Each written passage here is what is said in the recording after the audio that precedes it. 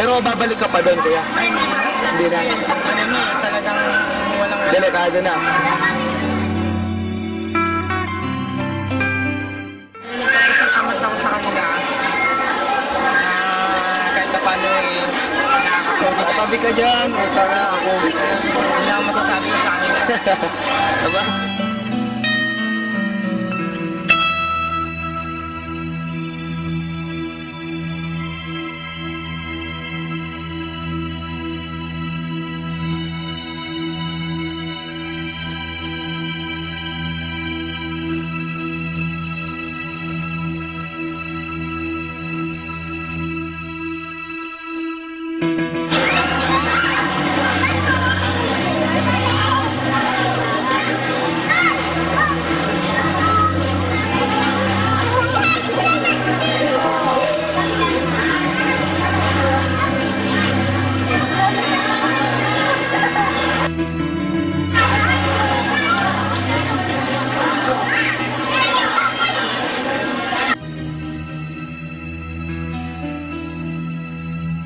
Mahirap.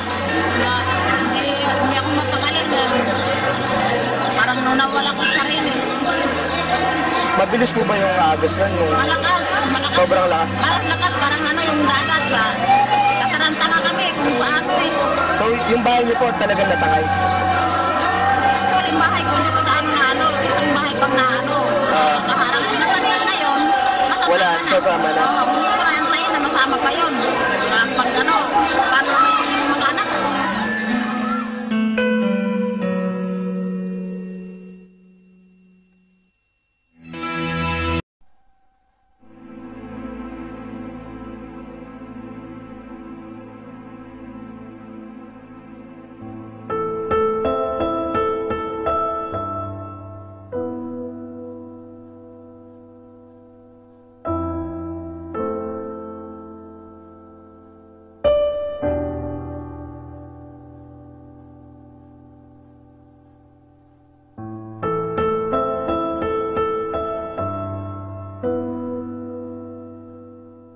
Ang mga bata, hindi nila alam nung naranas ng ano.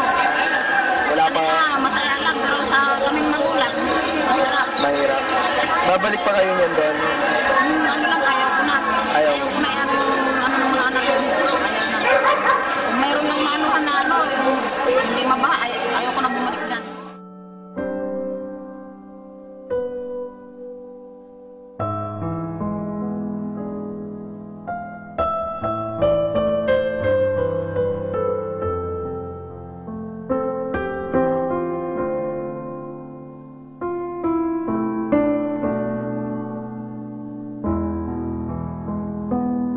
Ano, matulungan nila kami ano pa, ibang lugar, ibang ano, relocate kami sa ibang. Para hindi na doon na kami may ano pa. Kung bibigyan po kayong relocation, lilipat po kayo. Nagtatrabaho po ba kayo dito sa Angeles? Wala. Tapos may sakit yan, ilang taon na, ang anak ko lang namin, nag-alaga lang magtrabaho eh. Tapos natangay pa. So wala talaga kayo? Wala. Parang back to zero kayo talaga? Kasi ito talaga.